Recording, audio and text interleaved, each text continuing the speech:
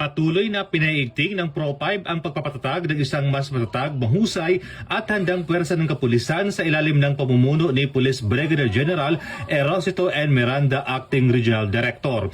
Bilang bahagi ng inovasyon ng programang Police Techniques, aktibong nakikibahagi ang mga tauhan sa serye ng komprehensibong operational at skills-based training upang higit pang mapaunlad ang kanilang kakayahan at kahandaan sa tungkulin. Kabilang sa mga sinagawang pagsasanay ang Civil Disturbance Management, Search and Rescue Operations, Basic First Aid at Firearms Familiarization bukod pa sa iba.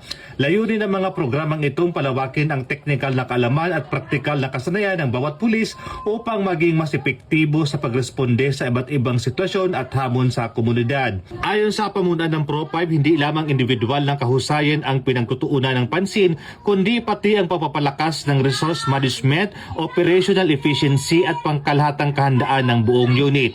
Sa pamamagitan ng patuloy na pagsasanay at pagpapaunlad, tiniyak ng Pro5 na ang kanilang mga tauhan ay may sapat na kakayahan upang mapanatili ang kaayusan, maprotektahan ang publiko at may taguyod ang pinakamataas na pamantayan ng pagpapatupad ng batas.